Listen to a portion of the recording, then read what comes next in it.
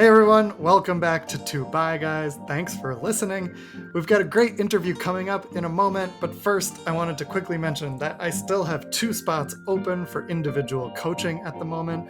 I am a life coach. I help bi, queer, and questioning people of any gender navigate challenges surrounding identity or relationships or anything else you want to be coached on. I can do anything. There's lots more info about that on my website, robertbrookscohen.com. And I also talked more about my coaching practice in the last 2 episodes of this podcast. So if you missed those, head back and you can listen. Also, I hosted a wonderful group coaching session last week. It went really well. And I'm doing another one this Thursday, May 9th at 4 p.m. Pacific, 7 p.m. Eastern. I'm hoping to start offering these on a more regular basis, at least once a week, maybe even twice a week. So for updates, or if you are listening to this podcast after May 9th, just check out my website or visit 2Bi Guys on Instagram for updates on group coaching. I also learned in that last session that we have to keep the group pretty small and we need enough time for everyone to get a chance to share. So at least for now, the sessions will last up to 2 hours and I will be capping it at 6 people. So head over to my website or check the show notes to sign up if you're interested. And if there is enough interest, I will add more sessions. Okay, so now here is my interview with Dr. Lisa Speidel. Enjoy.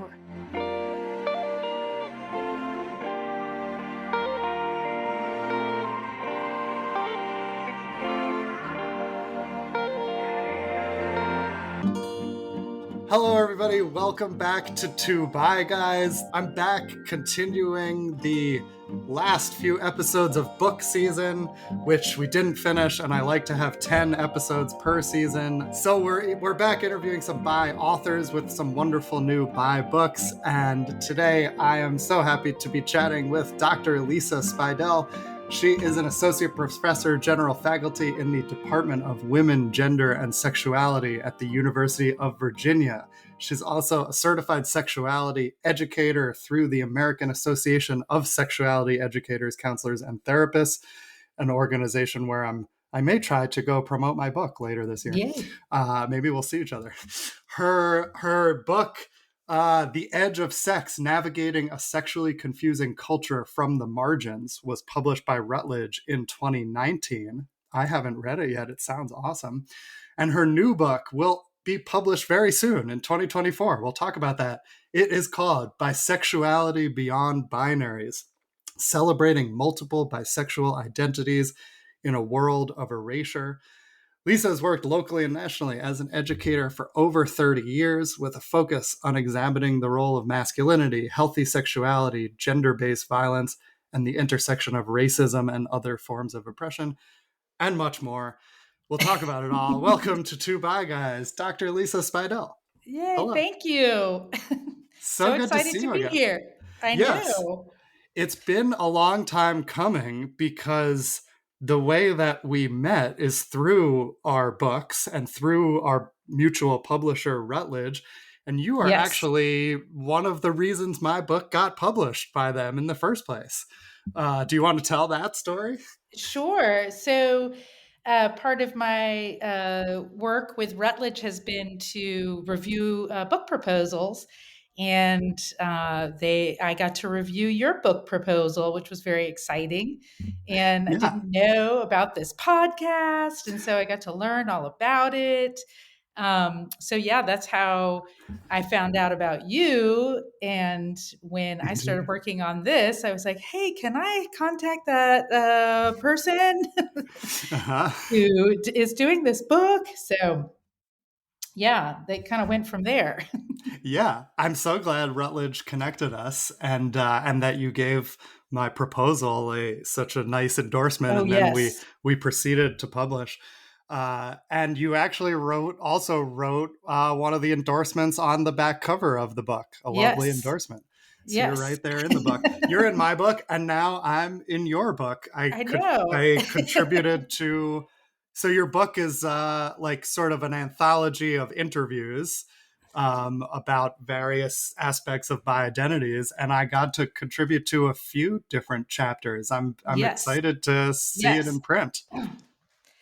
Yeah, so it's a little bit of a different format than The Edge of Sex, which was just an anthology. This one has 13 chapters, 13 topics, and that I'm writing or I've written, and a couple personal narratives in each of them. So I doubled the work. and am down an author since I co-authored the previous book. So it's a very, as you well know, it's a very huge undertaking I was to going to do a say, book. writing and publishing a book is so easy. So it's natural that you wanted to make it more difficult for yourself and Right, add more exactly. work to it and do it all by yourself. Yes, yes. I just needed more work, and they Yeah. kept expanding. You Yeah. connected me to people, and then they connected me to people, and I was like, oh, this is Right. went from 15 people to 34 people. So it's Right. exciting. I just wanted to add even more to your workload. Yes, But, please. No, it but all made it yeah. better. Good, good. And I'm so excited to see it come out. So this is a book that isn't out yet. I haven't read the whole thing. I've read some chapters that you sent me. Yes. I've reread what I said, which when I read it, I was like, oh, that sounds kind of good. I don't Yeah, remember it saying sounds that, really but good. that makes sense. Which I have sometimes people post like a page from my book on Instagram and I read it like as if I have a bad memory and I'm like, oh, that Oh, I makes wrote that. sense. Oh, I wrote it. Yeah. Oh, I'm kind of Like, smart. like, let me like that. And then I realized that was me. So That's yeah, kind of I'm very, cool. when is the book? We'll get to more about the book in a minute, but Yep. what stage are you at and when will it be published? Yeah, final manuscripts going in soon, and that by the end of the year is the plan. As you know, that's a good process. Once you get it in, it still is another 6 months. Yeah. So yeah, the plan is by the end of the year, Awesome. and yeah, I'm excited because it's been, like I said, it's been a process. It's not an easy process. Yeah. Yeah. And yeah, I learned about all that and had some nice guidance from you when we talked to help me through that process because I had never done it before. So Yes. I appreciate it. Okay. Yeah. Yeah, Now go you can help me. ahead. Yeah. Yes. Well, everybody go pre order the book. It's called Bisexuality Beyond Binaries. Okay. So before we get more into the book, I always ask on whatever spectrums you're willing to identify, how do you identify and why are those identities important to you?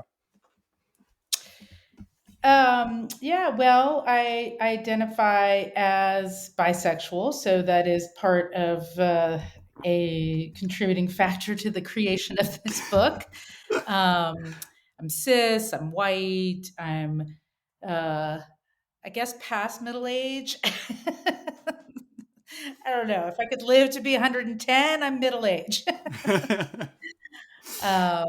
So yeah, those are sort of the main identities. I'm a mom, which is a big part of my identity too. Nice. My Nice. identities, yeah. How many kids do you have? I have Cool. one kid Lovely. who's about almost 14. Oh, cool. So I haven't read your first book. Tell us a little about like what led to writing that first book, and then what's happened in the meantime that led you to write this one. Yeah, the interesting thing is actually for both of them, it has been my students that have motivated both books. So Mm. I'm teach human sexualities, and I teach a class called pleasure activism, and uh, both of those classes, well, all of my classes, my students do a lot of reflective writing. And so it's very personal. I was just talking to a student recently. He was like, I don't know what it is about your classes, but I write, I tell you things that I, wouldn't tell anybody else. And Mm. there are, such moving stories from people. And I'm so honored that they will be that open with me and that honest. And that really motivated The Edge of Sex. I co-authored it with Micah Jones, who is a former student of mine, and it was his writing.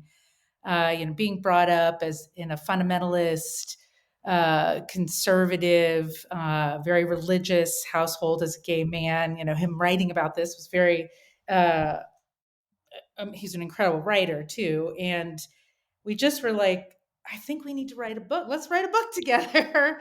But it was really based on my students' papers, and half the writers in The Edge of Sex are former students. Cool. So that really was about how terrible sex education is in America and what harm it's causing and who is marginalized, because of that, particularly LGBTQ plus folks, people of color. So that was really the motivator, was sort of the missing voices. And I really wanted I wanted to be like, hey, Bob, you should read Sam's paper, but I can't do that because of confidentiality. Hmm. So that really motivated that. And again, with the Bisexuality Beyond Binaries book, there was a couple things that motivated that, which was Routledge was looking for a book on bisexuality. So that was before your book proposal. And and there was that. And then a lot of students were writing about being bisexual. And I Hmm. was like, this is really standing out to me. There are a lot of folks writing about this and what's going on with that. And also my own exploration of my sexual orientation. So there were sort of three things that happened with this. But again, Hmm. what ties between both of them is what students are writing about and what they're going through. Interesting. That makes sense that you're hearing that come up from students more. Because like when we see the statistics, bisexuality is the part of the queer community that's really exploding among young people. Okay, I have Yeah. so many questions from what you just said, but first of all, you talked about exploring your bisexuality. Like, was that something that happened more recently, or did you know inside that you identified as bi earlier in life? How did that develop for you?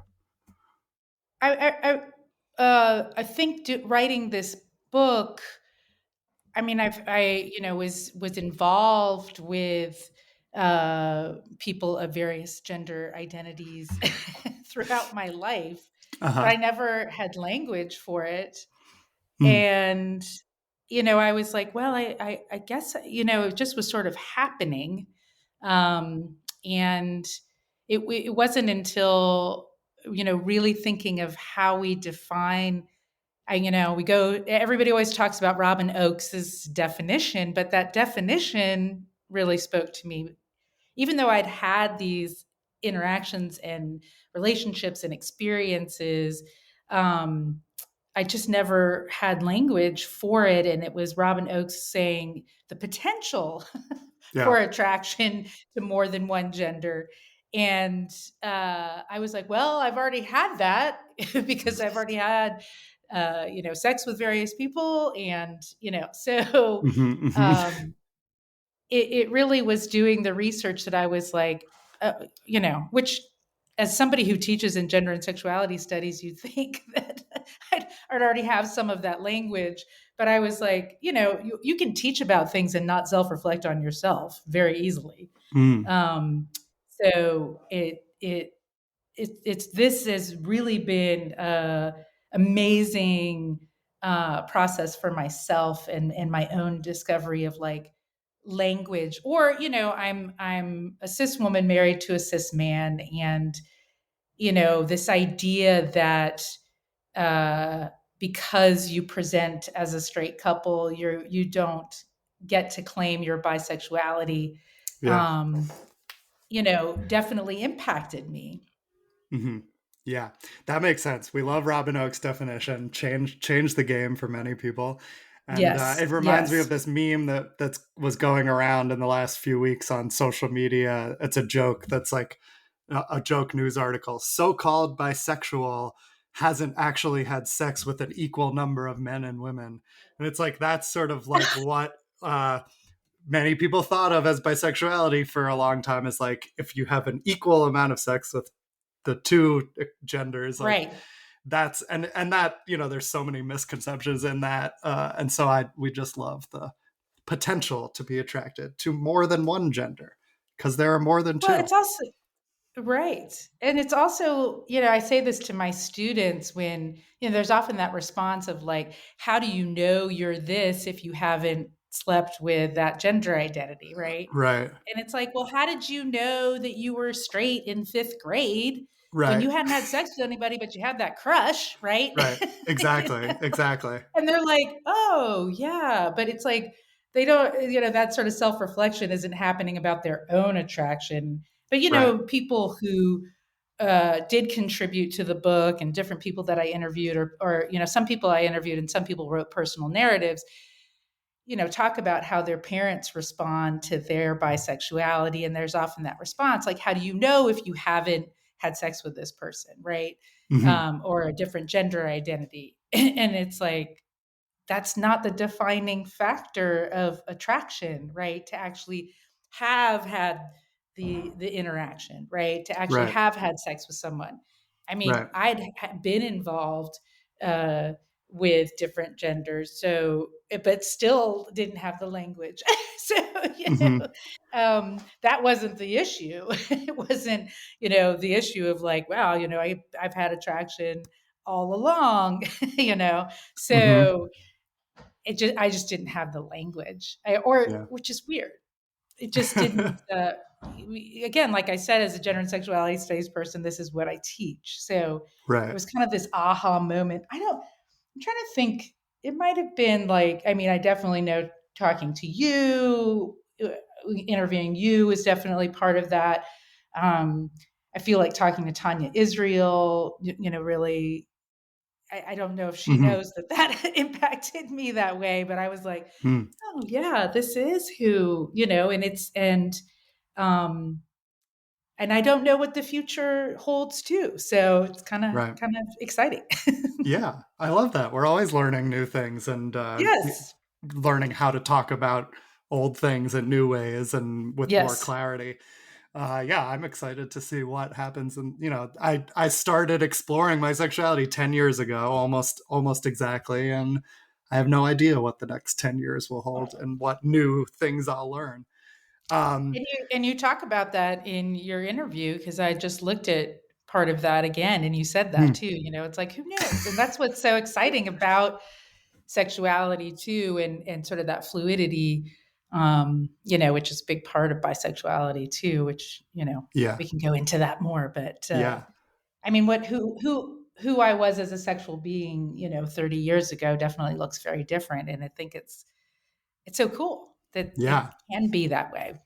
right.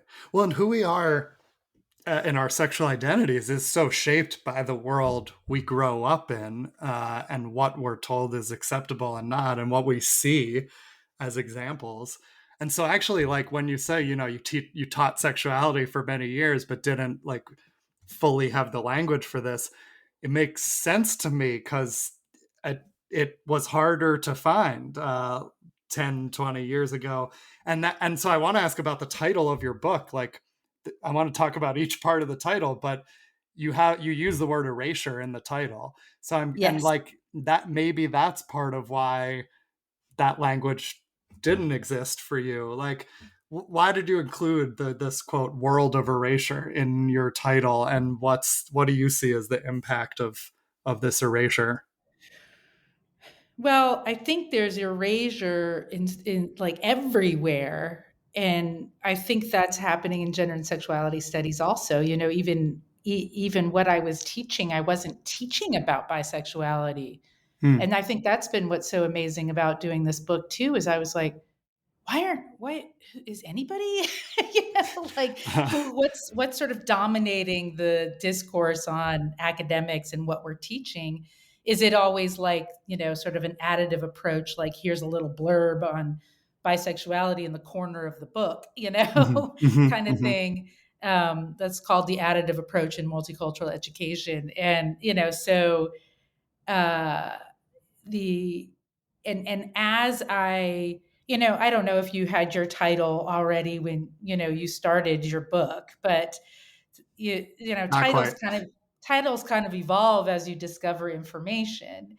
Yeah. And people talk about bi erasure, but like I don't think people recognize to what extent it really exists, and in all spaces, Hmm. and even, some people, other academics that I know, it's like, isn't bisexuality passe? Is that really like something that's even something that we're supposed to be researching or studying? And it's like, really? You're, like, Hmm.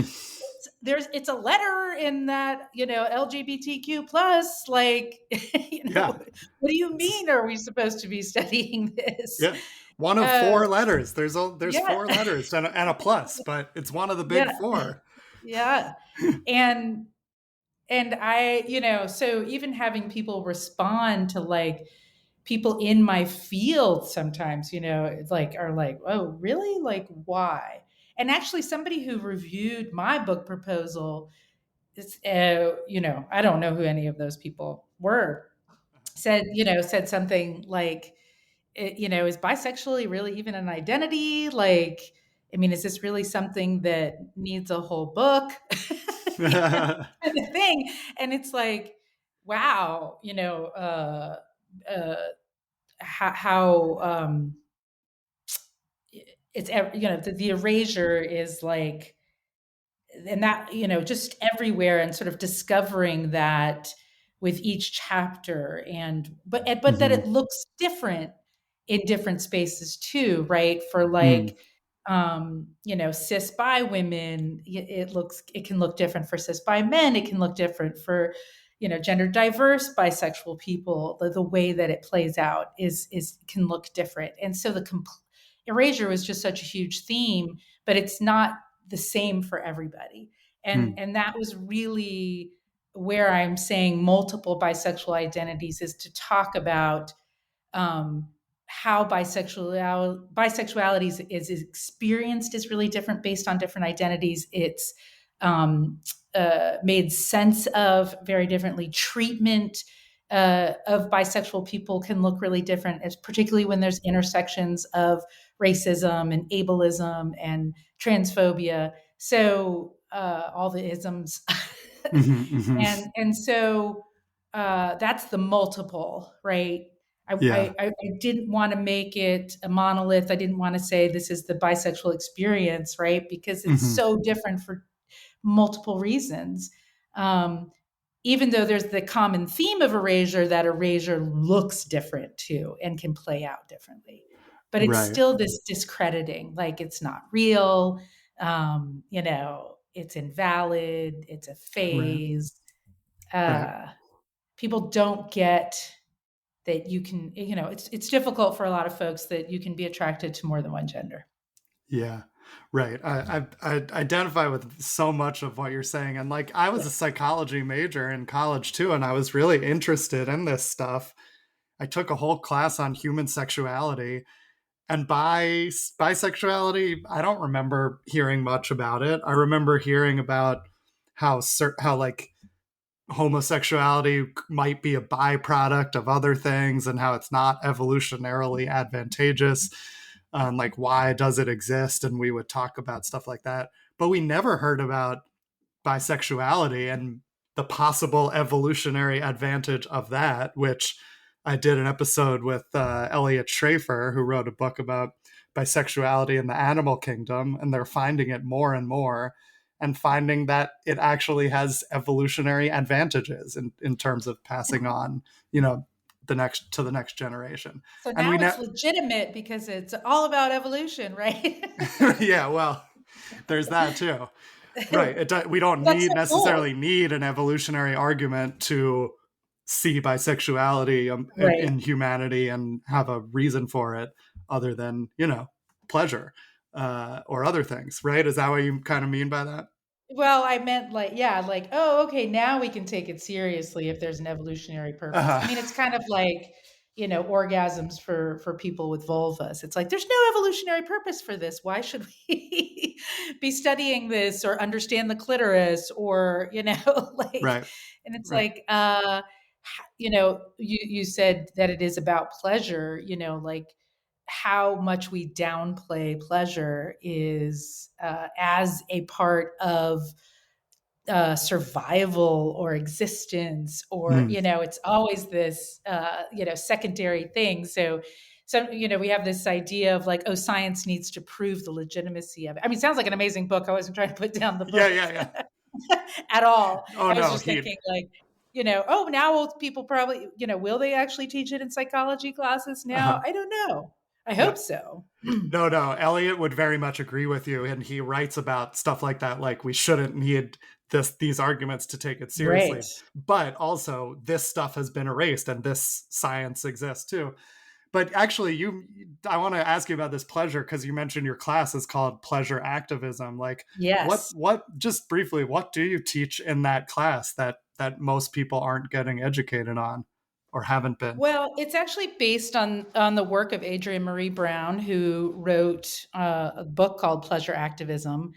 And the idea is that, particularly for marginalized and oppressed people, pleasure is often, secondary or taken away as part of that systemic oppression, and that pleasure is actually empowering and is a way to fight against systemic oppression. So, how do we actually cultivate pleasure and joy, in response to systemic oppression? Mm-hmm. So it's kind of part two to human sexualities for me. It's, human sexualities is kind of like sex ed 101 for 20-year-olds, since none of us got decent sex education. And then pleasure activism is like, okay, how do we take it to the next step? How do we not use language like guilty pleasure, or that it's overindulgent, or, things like rest or taking care of ourselves, is something that we're thinking about, like, what does that look like? What is gender pleasure? um, you know Hmm. uh, Not just sexual pleasure, but pleasure in multiple ways, Huh.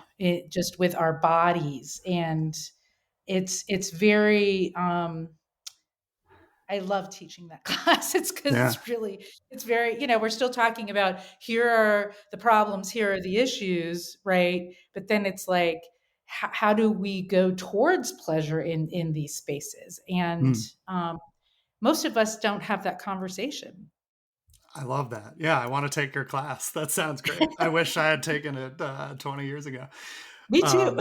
Yeah, I never, that's funny. It's like the phrase guilty pleasure. It's like, why does that phrase even exist? Why is there any pleasure that we would like to consider guilty? Uh, Right. We have to yeah, feel bad about it. I mean, that's how we're yeah, socialized around sex and in general, but also pleasure is over, it's an indulgence, it's an overindulgence, it's unnecessary for yeah, living, where pleasure activism would argue that it is essential, that it is, to we shouldn't just be living, we should be thriving. yeah, right, And how do we, thrive in those spaces? And of course, you don't want to disregard the systems that are in place that are harming people, but in the process, where do people find joy? Where do they find, pleasure, right. to both to fight against oppression, but also find pleasure in social activism too? That's a big thing that Adrienne Marie Brown talks about. That's really interesting. Yeah, because Yeah. it can be difficult and depressing sometimes, and like, yeah, Oh that yeah. makes so much sense to be prioritizing pleasure to me, and yet it's not what I was brought up with. That's No, like, I uh, pretty much none of us were. So yeah, yeah, there's a lot of unlearning to do, and that idea of like, so I challenge my students. It's like, okay, you want to go do something, you don't try not to put guilty in front of that. yeah, Let's brainstorm what brings you pleasure. right, How do you not put shame to it? Because there's this, it's very, I mean, if you're going to do a huge analysis about production and capitalism, and, that we're always supposed to be going and producing, and, yeah, people talk about feeling bad resting, that like, I mean, yeah, if you can't rest, like, how are you supposed to function? yeah, So right. And it's a joy. that's awesome. And I hear stuff like that all the time too. And like by support groups I'm part of and groups I've led and in my coaching practice, like, people talk a lot about like the costs of exploring their pleasure or experiencing pleasure, or like the risks, or is it worth it, and it's this struggle for people, and it's hard, and people often, I think, get stuck because they don't view their pleasure as important as other things, but Right. it is important. Yeah.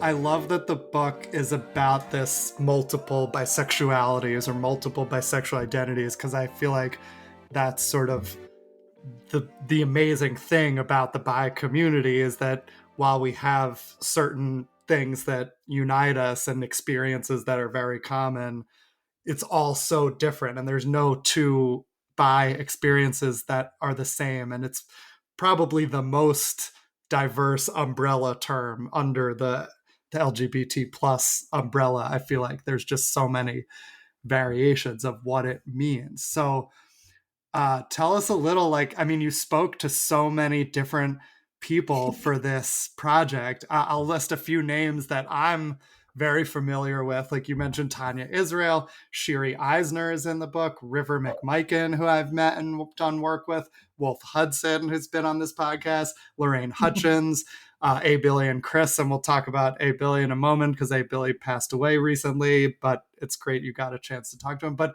all these and many, many other bi names that I'm less familiar with, but can't wait to read about. Like, what was it like to just get to talk to so many bicons and hear all these different perspectives? It has been incredible. It was incredible. And everybody was just so, like, I was like a little scared, I definitely was fangirling a bit with Shiri Eisner, like, and everybody was just so gracious and so kind and so excited and so supportive. Like, I always struggle a little with imposter syndrome. You're like, well, who am I, doing this? But everybody was so enthusiastic. And it just, I, everybody would light a new fire, under me, especially for those of you who are trying to write books. It is an ongoing process of like, oh, and then, and then like, Uh-huh.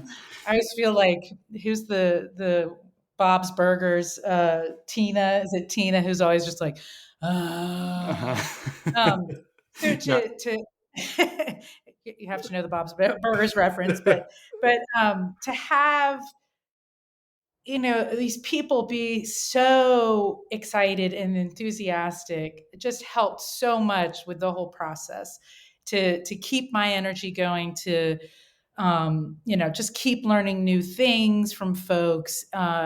It just was amazing. Wolf Hudson, um, in particular, I was so pumped after that interview. It was so funny, like how cool. much that stood out. And Huh. I had my own bias. Like I had looked him up, and I was like, oh, who is this Studley guy, doing this porn, Yeah, well, how much did you look up before that interview? Well, if you follow him on Twitter, you can see plenty. Huh? Uh-huh. Or and he's just such a nice guy, Yeah, like so down to earth. So the performance piece, is very different than the or definitely some crossover, I'm sure, but. So he's like a guest speaker in my classes now. So that's been really cool. cool. Yeah, to maintain that relationship. That's You know, awesome. Tanya Israel, like I didn't realize that what work she had been doing, and it turned out she's the Tanya Israel that my parents were friends with her parents, and we had Oh, grown up in the same town. oh my And so, God. yeah, I had no idea, Wow. and it was because of reviewing your book that I even found out about her teaching a class on bisexuality, because you had mentioned it in your your book proposal, and I was like, how many people are named Tanya Israel? And then it was like, oh my gosh, Oh, this is the Tanya Israel. So it amazing. just was amazing. So I couldn't be like more gracious and thankful and honored that people took the time, and were so supportive. Cool. That's so Yeah. cool. I got to get Tanya Israel on this podcast. That Yes. hasn't happened yet, but that will happen soon. I have a long She's a list. great speaker also. All And right. she does uh, baiku is what she calls it, which is bisexual haikus. Oh, I love that. Oh, well, Yeah, and one will be in the book for the first page. oh, Um, cool. I should have looked it up. Yeah, do you want to And share it with us? We've never had a baiku on this podcast. yes, but I'd have to find it real quick. Okay, here it is. All right, here's a by Tanya Israel, a baiku. Okay, let's hear it. This is going to be in the front of the book. Many bi voices sharing our truths and stories defy erasure. Ooh, love it. I love it. That's Isn't perfect that for your great? book. That's I perfect know. based on the title of your book. I know. Was that So written for your book, or did she yes, already have yes, that? Okay, cool. yes. Oh, I awesome. think she's very. I mean, I wouldn't know how to do a haiku to save my life, so I was That like, one's "That's perfect. cool." Yes, Anyone else who has a baiku to share, tweet it to us and we'll share it on the next episode. yes, Cool. That's awesome. Yeah, I got to get her on the podcast. So amazing names. I can't wait to read everything they shared with you. And also in this interview format, which I also use for my book, is just like you get a very sort of raw, you know, more like informal. I don't know if that's the word, but you get just sort of from their mouths their real version of it that's not, edited, and it always just feels very like immediate and clear. I yeah. don't know. I like that format. Yeah, there's a mixture. There's some of the interview format, and then half of it's like personal narrative too, or Cool. people. So I like the mixture, but Awesome. so it's Do a little bit of everything like a good yes, bisexual. yes, Good. exactly. The book is very bisexual. Yeah.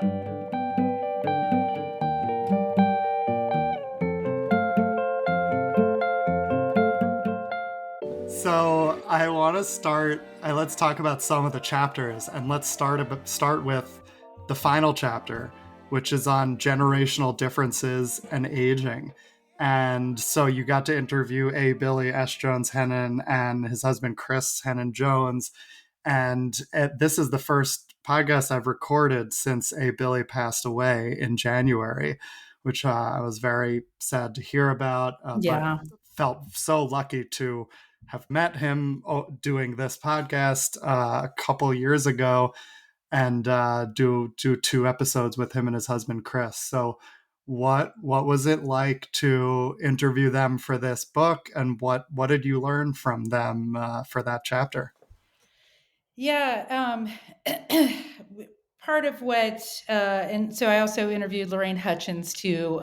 Yeah. Billy had connected me to her, so that was cool to have those three different voices in that book. I mean, in that chapter, and really, an ongoing theme in that is issues around aging and.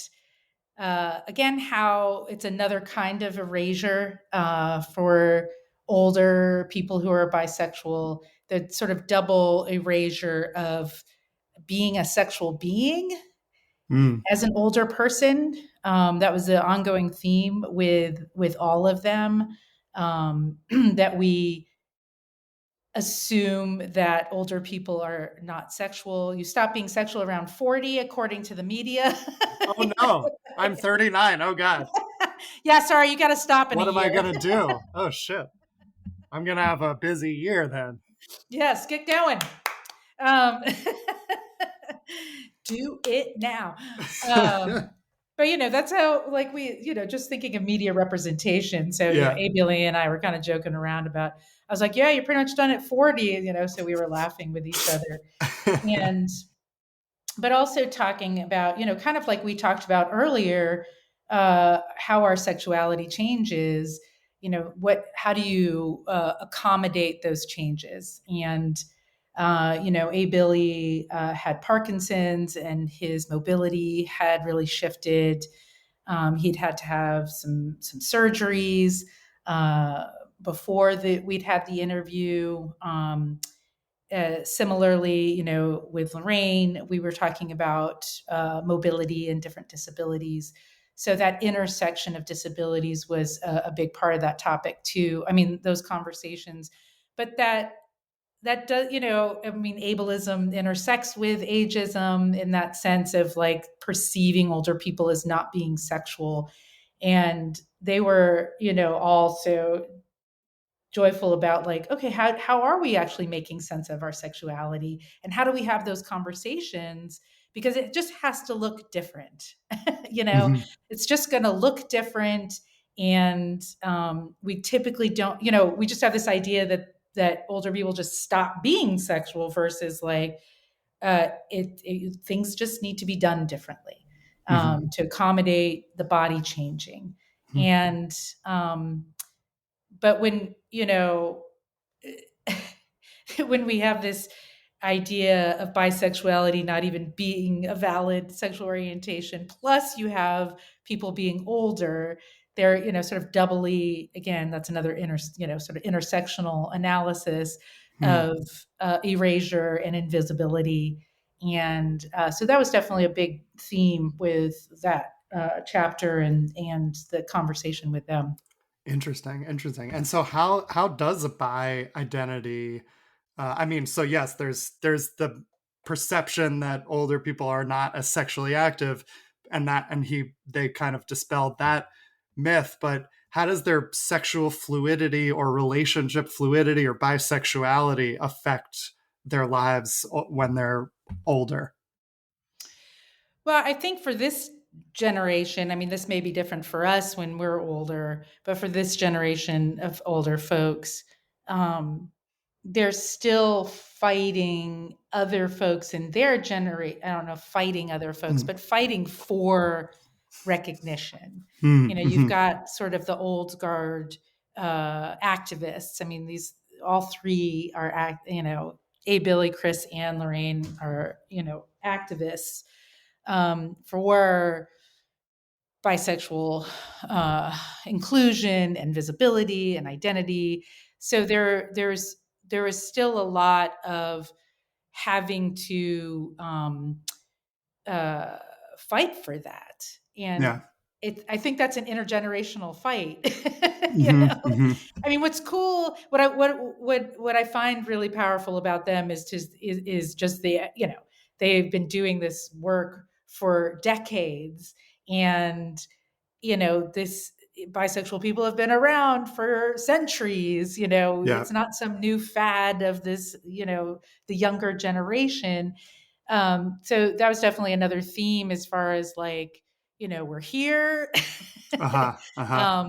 Don't forget us. That Billy had talked about going to uh, anniversary celebration for Stonewall, and there was no bisexual flag Yeah. hanging up. And he's like, where's the bisexual flag? That he's still been fighting for this for decades. Yeah. And so that was, definitely another piece of just within queer community being acknowledged and recognized and included. Um, and, so I don't know if that answered your question Yeah. exactly. Yeah, that's really interesting. Like, I mean, that's a Billy did all this work so long ago when he was coming up and realizing he was queer, but not necessarily gay, and that he had a fluid sexuality. And like, he was there at the forefront of defining what that was and like Yeah. saying, hey, bisexuality is real and this exists, and it's not just gay men, but there's bi men too. And it's interesting that like that activism, I think, trickled down to younger generations over time more and more, and yet that among his generation, there's people are, they grew up with what they grew up with, and they're set in their ways, and that's frustrating that it's difficult, still among peers. And the cool thing, I feel a part of ageism, is, oh, old people are so set in their ways and, Oh, that they're. whoops. Well, no, I didn't mean that. I wasn't thinking about what you just said. There are people set in their ways no matter what age, right? Uh-huh. And, but uh, what I really appreciated about A. Billy and Chris and Lorraine is that A. Billy in particular was just so savvy. He knew so much, right? Like he was using language that you would think a 20-year-old would be using, Mm. right? And so just as far as like inclusive language and talking about, I never know who I'm going to be attracted to next, right? It could be Mhm. somebody who's non-binary. Like I'm like, most 80-year-olds aren't talking about non-binary in a way that they understand what it is, right? Yeah. And that's a broad generalization, but I think it is hard for older generations when it comes to diverse gender identities. Yeah. And, particularly that are non-binary and not on the binary.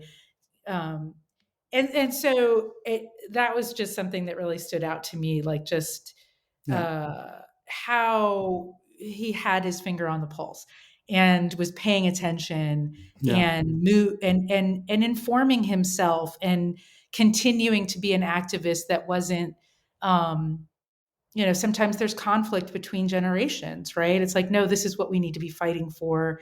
And then younger generations are like, no, this is what we need. And he was very aware. Yeah. I didn't have this feeling like I'm set in my ways and it has to be this.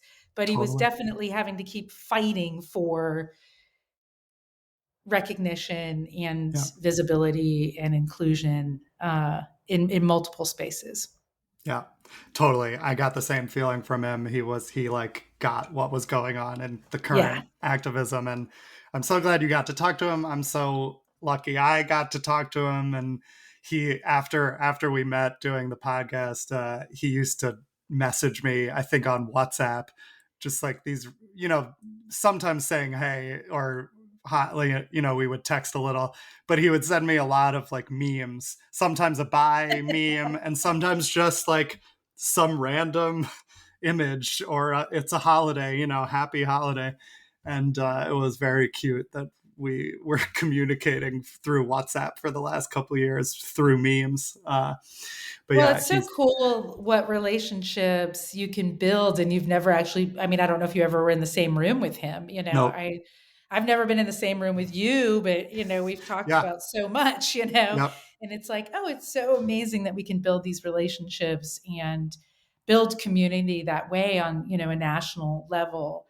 Yeah. I just had no idea. Like, I mean, I think that's been such a huge part of this whole project is just uh, because of the invisibility even in academics, or it just not being part of my training. I mean, even within the context of ASEX certification, I feel like it wasn't part of my training, so Hmm. to know this network of people and to have the privilege, to connect with these people. I mean, I totally feel the same way. I feel so lucky, Yeah. and it was because of you that I got to connect to A. Billy, so it just keeps, Yeah. this nice circle keeps happening. And there's so many people that are doing this kind of work and we don't know that. We aren't talking about them. We, just in sort of major academic spaces. And anyway, so that's part of my Yeah. work is to spread the word.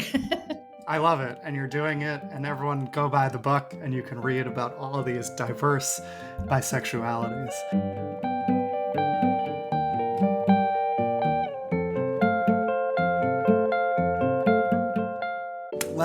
Let's briefly run through a couple chapters, and I just want to hear a little like what you learned about certain things, or Okay. what your views are.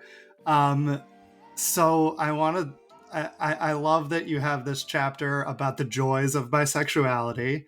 Noticed you talked to someone named Robert Cohen for this chapter. I wonder Who's what he that? I said. don't know who that. I can't remember now. Yeah. But yeah, I mean, I've talked on this podcast about like queerness is a gift, and like it used to be this thing that was really shameful for me and stressful, and I didn't know what to do about it. And over time, I've realized it's something that brings me joy. So I'm curious, like, what why did you include this chapter? It's I think it's the second chapter. Yes. And what do you find joyful about bisexuality? Well, it ties in. I mean, I was already teaching pleasure activism, so it definitely there's been a lot of talk around queer joy, sort of using that term, and how do we have conversations around that, and uh, so much of the conversation around gender and sexuality studies, like I already talked about, is about the harm and the struggle and the suffering, which is such a very very important part of studying that. Um, but I think it's Lucy Fielding who talks about this. I quote her in the chapter on gender diverse identities that, we have a tendency to only talk about the death and, destruction of trans people, say, for example, and where do we, shouldn't we be talking about, the joy too? Mm-hmm. And so there's an ongoing theme about joy in general. And I had already picked that as a chapter, but interestingly, while talking to Tanya Israel, I, was talking about this book is about the intersections of oppression and the intersections of biphobia and bi-erasure and monosexism and racism and cis sexism, all these isms. But I was asking her a question about, as a person of color, the intersection of racism, and she kind of was like, yeah, I am facing that, but I want to talk about the joy, Mm-hmm. and kind of, bypassed that. And how it goes back to my conversation about pleasure activism. This is equally as important.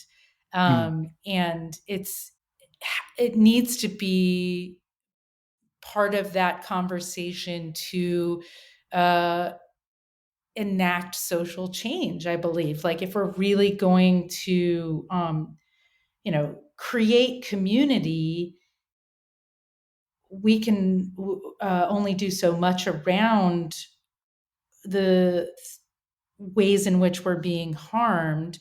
We also want to celebrate, and that's where celebrating is in the title too. The title has a lot of Mm-hmm. meaning. Yes. Yes, we um, hit on most of the words, but not every single word in there. It yes. does. So the celebrating piece is about how are we intentional around joy, so that that is a component of fighting bi erasure and biphobia too. Yeah. And what's joyful for you about this identity? Well, I feel like you and I might have talked about this. I can't remember, but there's something that's so freeing. Yeah.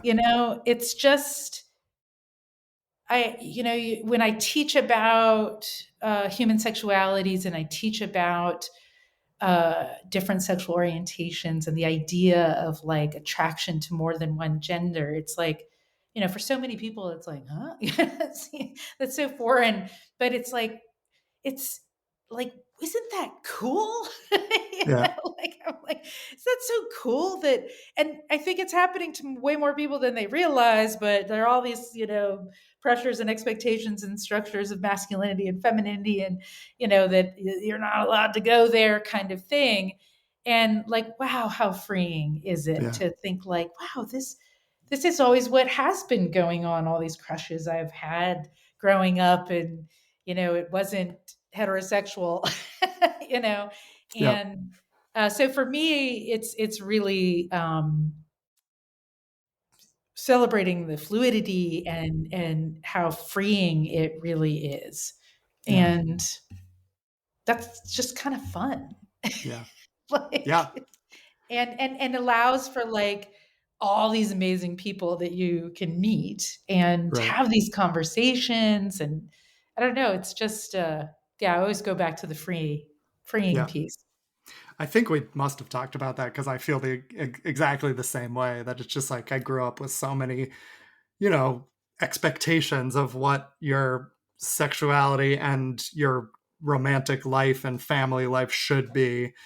And I didn't even realize how limiting that felt at the time, and until coming out and realizing, oh, like whatever happens is okay, and there's all these possibilities, and it is just really exciting and liberating. Yeah.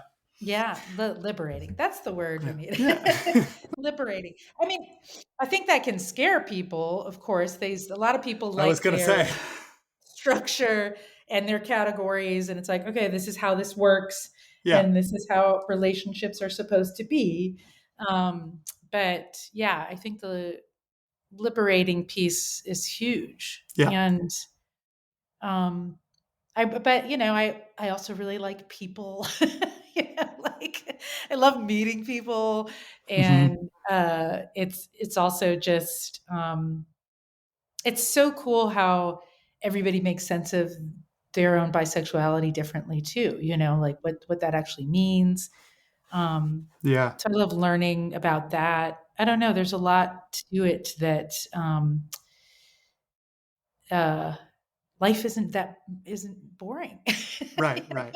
Right. You Like, can learn so much from other people and how they experience things, and go, oh, maybe I should yeah, try and try maybe that on. not. Yeah. Yeah. And maybe not. And Yeah. then maybe not. You're like, Yeah. no, no, that's not going to work. But Yeah. yeah, it's we have a common theme here: liberating. Yeah.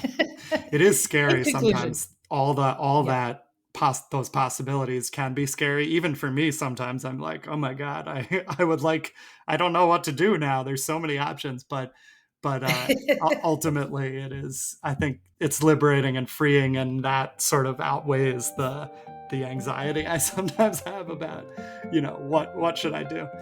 Yes.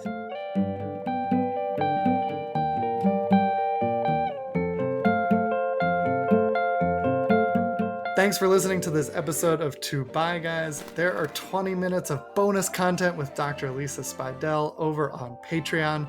We talked about how bisexuality plays out differently across the gender spectrum. She interviewed lots of people across the spectrum. We also talked about dating and marriage and monogamy and non-monogamy, and how that plays out for bi people, and how to live out your bi-ness within a either monogamous or non-monogamous marriage. We talked about the tension caused by experiencing straight passing privilege while also experiencing biphobia at the same time, which happens a lot for many bi people. And we dove further into sex work and bi porn, and Dr. Speidel's thoughts on her conversation with friend of the pod, Wolf Hudson. So head to Patreon for that bonus content. When you subscribe on Patreon, you'll get bonus content from all my recent episodes. You'll also get full videos of this episode and every future episode, plus ad-free episodes and early access as soon as I am done editing. So head over to patreon.com/Robert Brooks Cohen, or check the show notes to subscribe.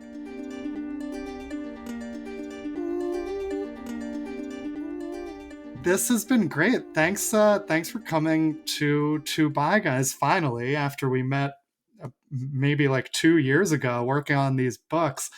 Thanks for coming to talk about the book, and thanks for writing it. And thank you for making my book happen and collaborating. I'm so Yeah, glad we well, got the thank chance to you. collaborate.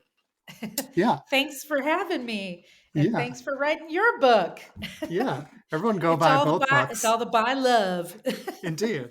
So your book will be published, we think, by the end of this year. So Yes. I'll make you all aware of that from the Two Bi Guys account. But where can people find you if they want to follow your work or learn more? Yeah, my webpage is lisaspeidel.com. Cool. We'll put it in the show notes. Check it out. Yes, there you go. And keep your eyes peeled for Bisexuality Beyond Binaries, BBB. I like it. Little play on 10 letters there. Yeah, as many B. Actually, the two of the words start with BI, so you got a lot of buys in your title. Yes. Love it. All right. Well, thank you so much for being here. Looking forward to the book. Thank you. Two Bi Guys is produced and edited by me, Robert Brooks Cohen, and it was created by me and Alex Boyd. Our logo art is by Caitlin Weinman. Our music is by Ross Mincer. We are supported by the Gotham, and we are part of the Zencastr Creator Network. Visit patreon.com/Robert Brooks Cohen for bonus content, early access, and exclusive video episodes. Thanks for listening to Two Bi Guys.